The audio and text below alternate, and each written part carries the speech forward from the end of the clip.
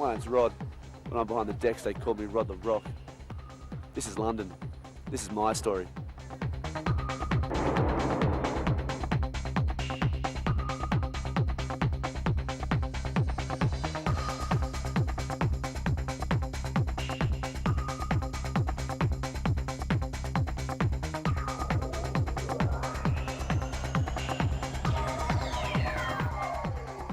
Yeah, well, I applied for my working holiday visa down in Canberra, in Australia, and got my 2-year working holiday visa, and decided to come over here and do some work. I'm currently working at the Mess. It's like a bar pub in South London, and there's 5 guys who live and work there. There's Toby. He's the landlord manager, and there's Mike. He's like the assistant manager to Toby, sort of second in charge. And there's me, Bruce, Maddie, another Australian guy, and Serge, and Vicky. She lives there as well. She's like the cleaner, caretaker. South London rips. It's a wickedly wicked place to wicked on out. South London's raw. It's where it's happening. It's devoid of all the niceties that you'd usually associate with London. It's a place where you really get a real feel for the people, the vibe. It's a real vibe town. Rodney Boy's artist joined us about 6 months ago.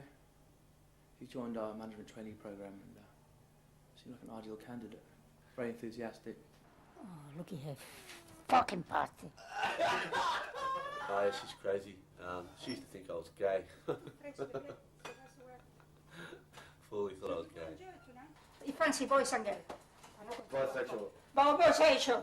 That's the way is it, fuckle. I don't sit in my head, trouble. Rodney, he had potentially good management skills. He was a part of the team. He gelled. He was popular. It's not what I actually want to do. I came over here to follow my career in the entertainment industry. Ever since I was a teenager back in Sydney, and I've always loved dance music and so forth. And like England's like the home of dance music.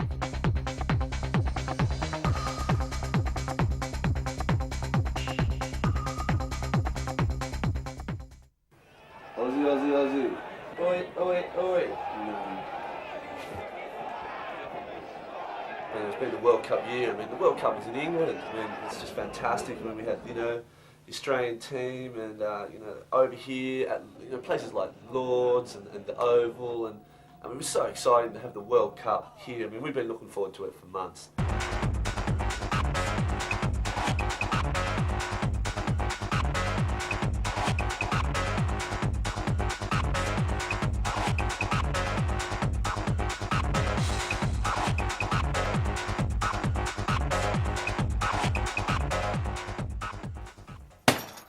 Things started really poorly for Steve and the boys. I mean, they had a few really heavy defeats early on, and to tell you the truth, I wasn't that confident that we were going to get through. Things weren't looking that good.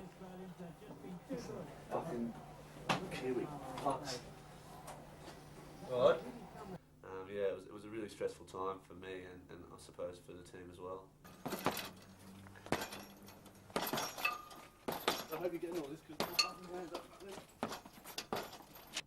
after the disaster with the Kiwis, I knew they were in need of a pump.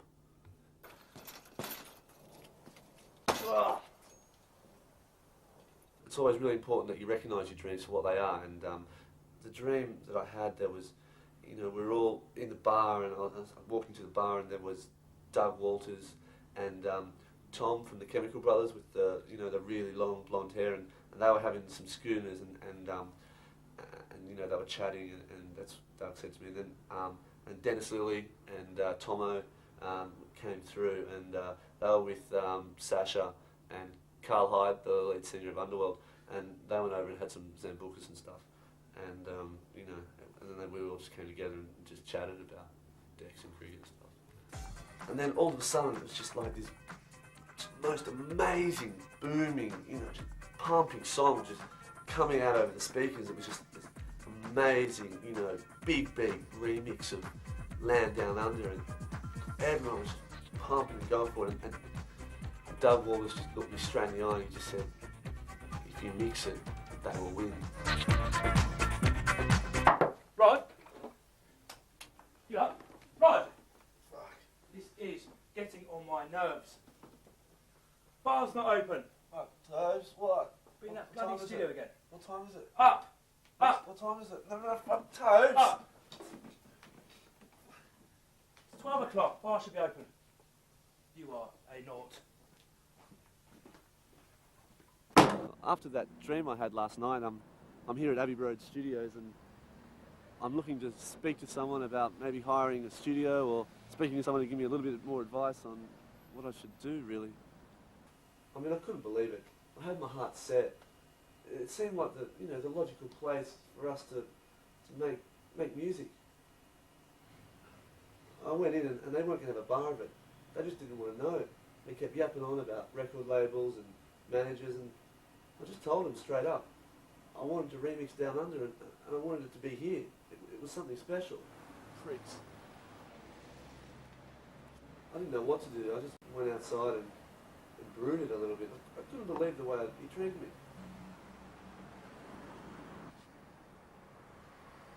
You know, I told him it was big. I told him it was going to be really big.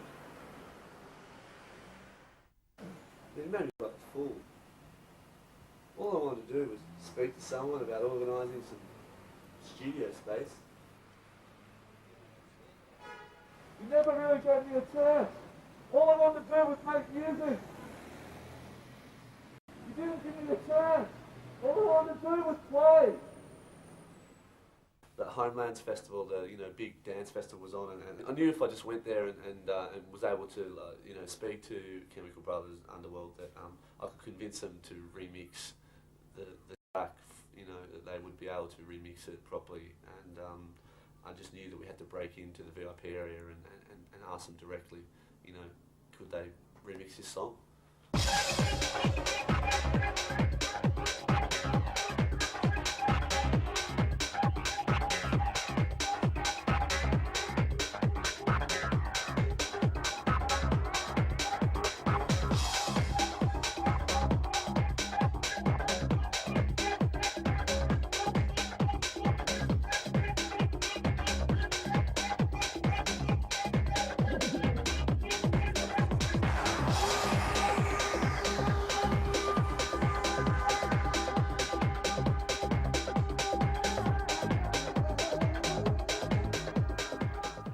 It turned out to be a difficult pitch. I didn't actually realise at the time, but Chemical Brothers were committed to touring off to Japan, and Underworld were in the midst of release of the album and so forth, and Sasha said that he would get back to me. It was a really hard pill to swallow. I was devastated. It was probably it was definitely my lowest point. And on the way back from Homelands, on the bus, dealing with the whole thing, it sort of just came, and I had this moment of clarity where I realised that if Australia was to win, an Australian would have to come to the party, and that's when I realised I had to mix the track. The track we did was a cover version of Men at Work, the Land Down Under. I thought it would be a good idea to remix it, bring it up to date with, the next great Australian sporting achievement of the 20th century. It's music then, what is it? Joke, isn't it? Computer bollock crap. I mean, Toby, he just didn't understand. He doesn't, he just doesn't get that type of music. He just, it's like a different language to him. He just doesn't get it.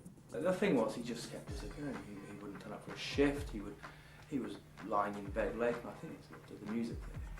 I don't think Toby really understood the significance of what we were I was undertaking at that time. It was a heavy schedule. I mean, we were in the studio almost sort of 20 hours a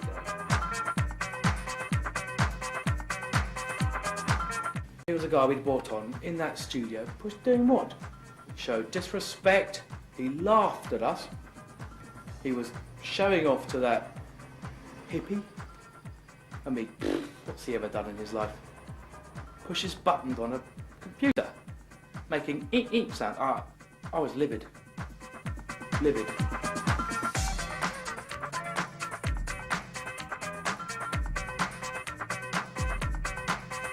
Listening to it for the first time, you know, having completed that track, we were just so pumped.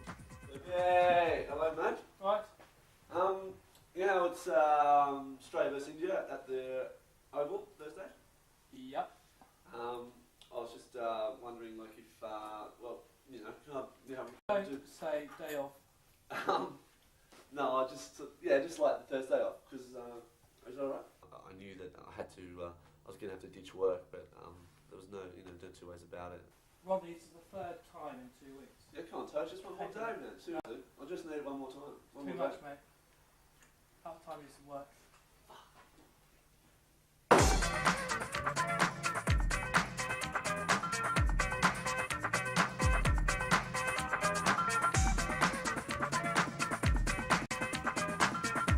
One to Oval, please. Single. Yep. 170.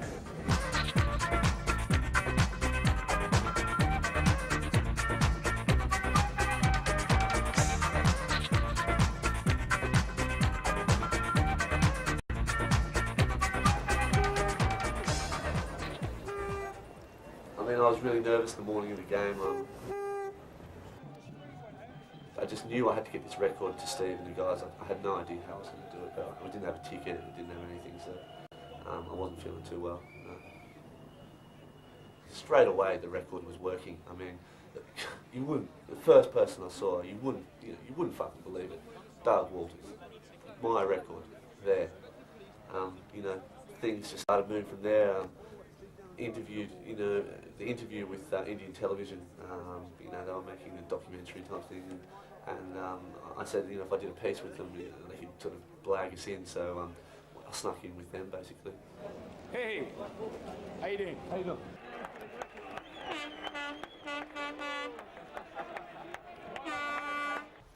Right.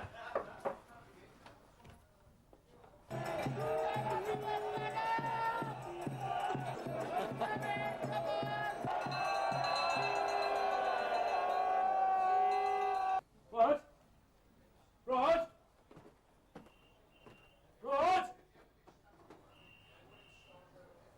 Better be here.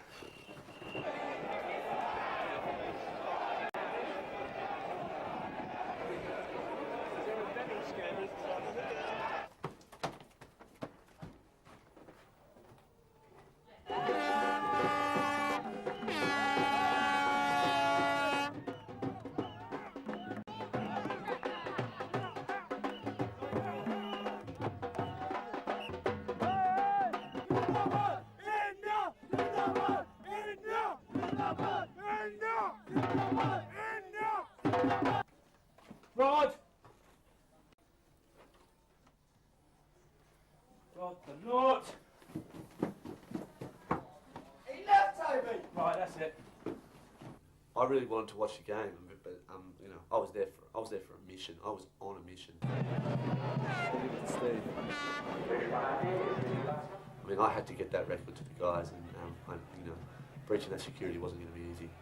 After the match, and you know, we sort of rounded the field. I just made a beeline straight for the players' change rooms.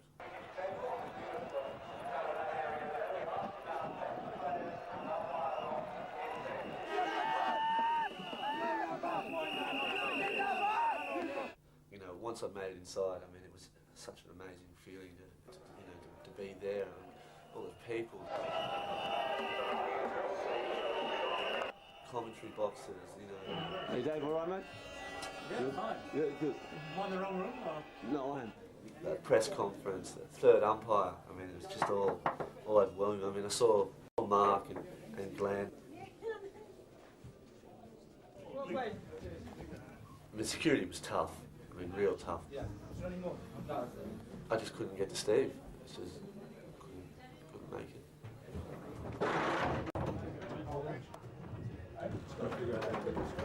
I'm just impressed with that Australian press. Impressed. Have you got a pass? No, it's downstairs, mate. I knew there was one man I could count on, and that was Gilly, Adam Gilchrist, Mr. Dependable. I knew if anyone would sort it out, it would be Gilly. I had to get the record to Gilly. Time of it.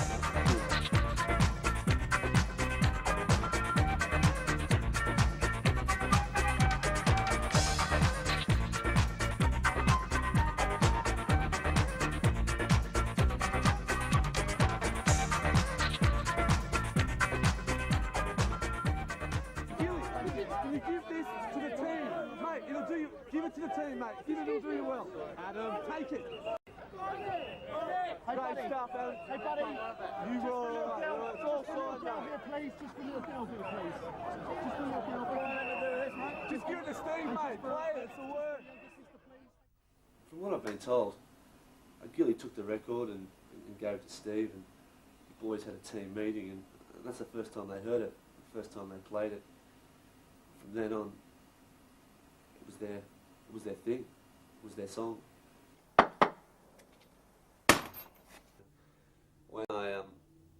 When I missed work to go to the India game, it made things really heavy.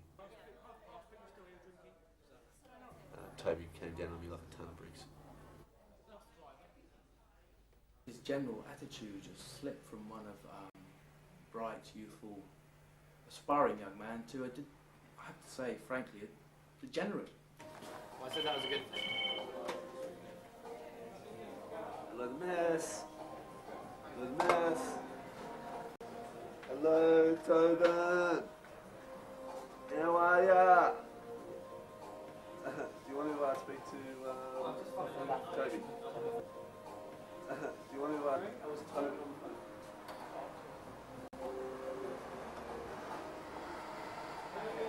We have, over the last decade, employed Australians, and they've been honest, hard-working, genuine people, and I have to say that I don't think I'll ever employ an Australian again. Well, basically, he just didn't really appreciate, where I was at and what I was looking for in London. I really wanted to, do my DJ stuff, and he just, wasn't interested. He was looking for a bartender to do.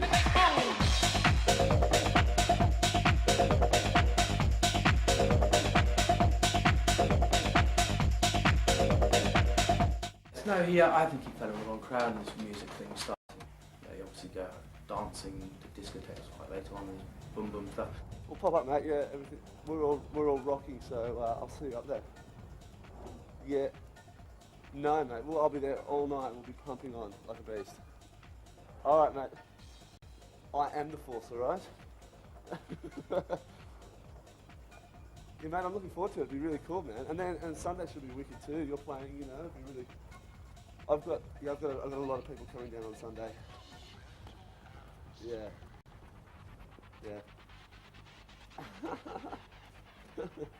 All right, matey. Cheers, see ya.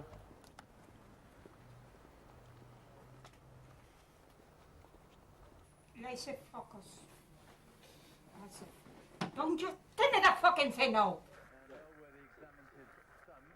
After the Indian fiasco, I knew there was no way I could make the South African match. We were just going to have to sit at home and watch that nail biter on TV.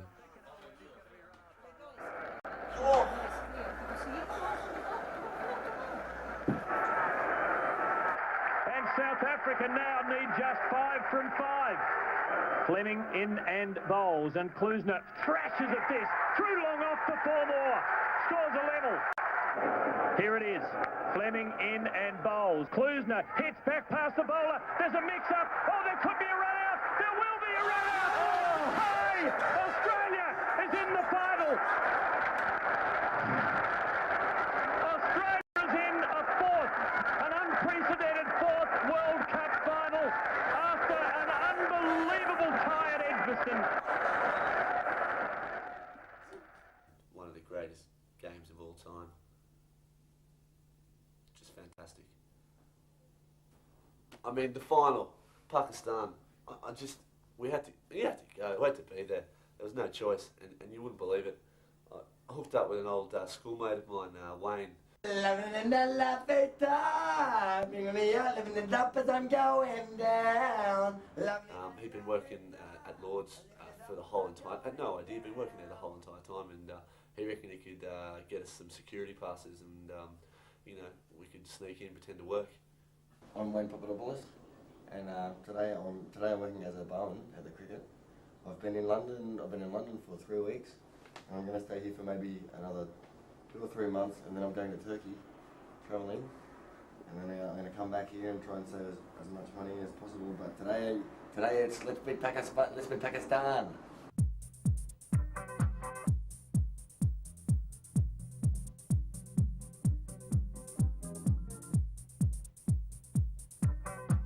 I mean, you know, the Pakis were pumped. They were really pumped.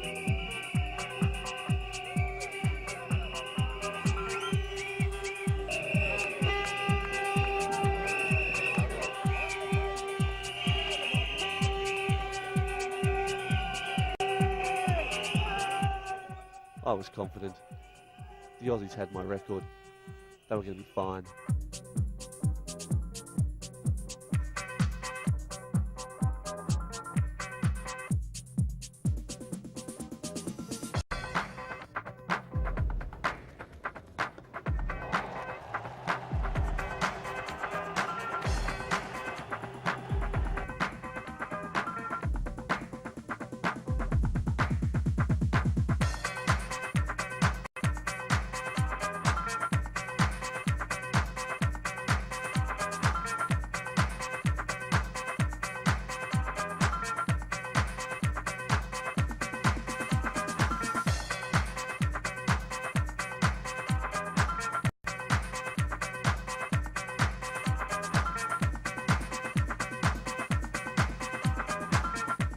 I've always loved, always admired Steve Waugh. I mean, to me, he's the greatest symbol of Australian manhood there is.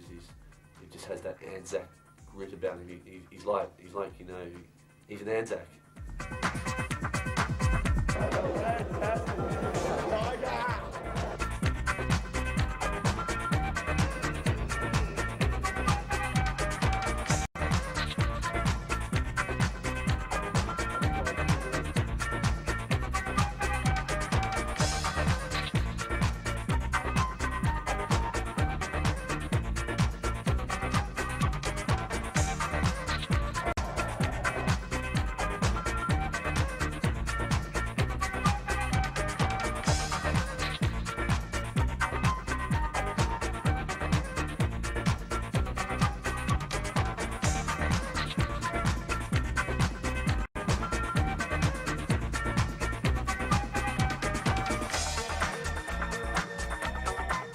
You know, it was just really nice to know, you know, a real warm feeling to know that I contributed in such a big way.